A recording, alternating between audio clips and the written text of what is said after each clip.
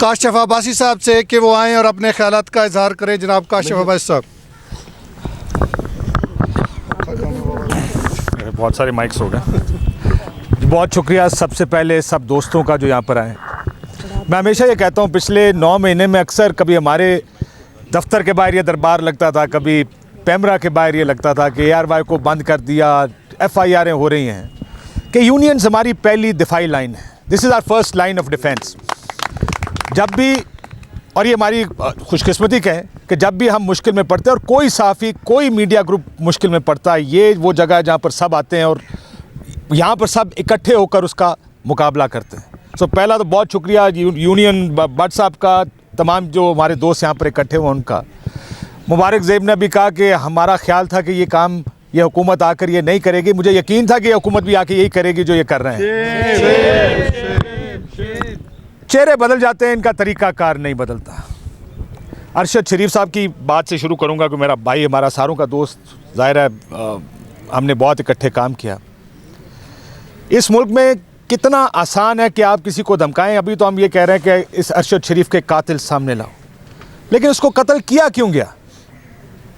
कितना आसान है इस मुल्क में किसी का ये फैसला करना कि किसी को कत्ल कर दिया जाए। क्यों? क्योंकि उसकी कई भी बात हमें पसंद नहीं है।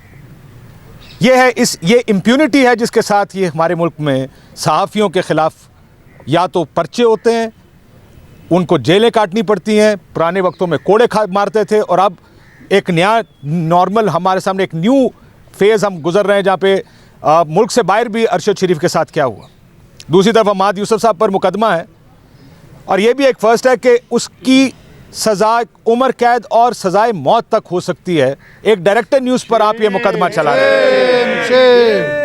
ये मत देखें कि किस चैनल का कौन सा डायरेक्टर न्यूज़ है। एक जर्नलिस्ट अपना काम कर रहा है और उस काम करने की सज़ा उसको सज़ाए मौत या उम्र कैद की सूरत में दे सकते हैं आप, और क्योंकि लोग कर सकते हैं इसलिए उसको किया जा रहा है।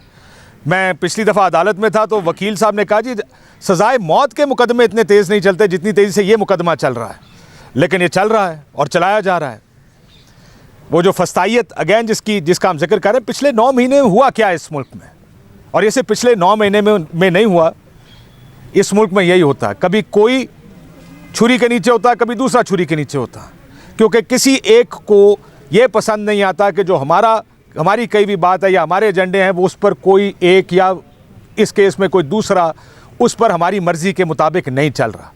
और ये है ये जुर्म जो कभी सहाफ़ियों, कभी मीडिया हाउसेस के ऊपर होता है, कभी चैनल्स बंद कर देते हैं, लोगों को नौकरियों से निकाल देते हैं, उनके ख़िलाफ़ FIR काटते हैं, उनके ख़िलाफ़ मुकदमे चलाते हैं। बट साहब, if I am not mistaken, ये पहली दफ़ा फ़र्द जुर्म आयद होने जा रही है किसी डायरेक्टर न्यूज़ पर इस तरह के केस में।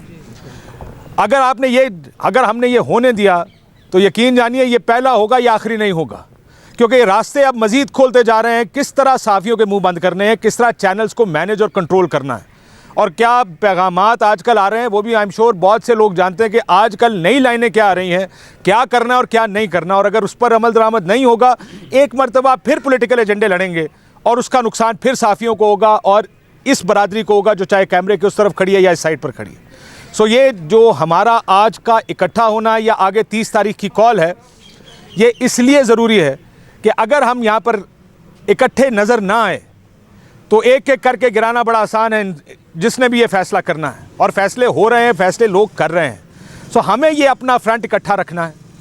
जिस तरह आप कह रहे थे कि मैं कल भी दिखा रहा था अपने प्रोग्राम में भी कि जब पीका के ख़िलाफ़ हम सारे पार्लियामेंट हाउस के सामने बैठे थे, किस तरह उस वक्त सहाफ़त और आज़ादी सहाफ़त और इज़हार राय की आज़ादी सबसे अहम मकसद था तमाम सियासी जमातों का। लेकिन आज अरशद शरीफ को शहीद कर दिया गया, FIR काट रहे हैं, चैनल के लाइसेंसेस रिवोक कर रहे हैं, और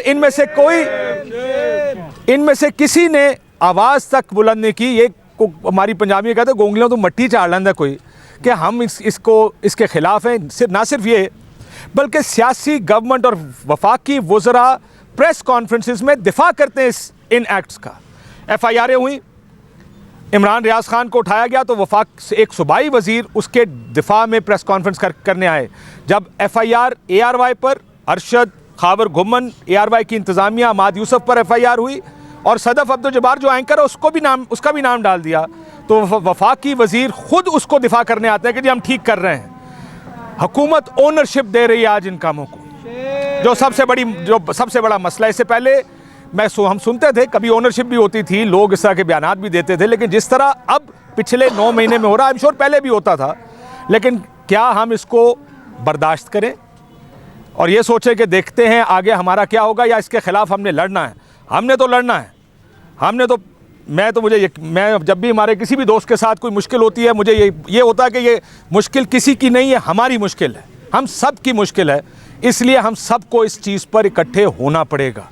अगर हम इकट्ठे नहीं होंगे, divided we fall, united we stand. I think that's a better way of dealing with this, कि अगर हम इससे डील करना चाहते हैं तो बेहतर ये है कि हमारी जो तकसीम है, हमें अपनी तकसीमें ख़त्म करनी पड़ेंगी, क्योंकि आगे मुश्किल वक्त आने वाला है। लेकिन बहुत शुक्रिया, और उम्मीद करते हैं कि 30 तारीख को जो कॉल दी है PFUJ ने, उसमें हम सब आएंगे, रैली की सूरत में पार्लियामेंट हाउस जाएंगे और फिर उसको धरने में तब्दील कर दिया जाएगा। भट्ट साहब, आपका एक दफ़ा फिर शुक्रिया।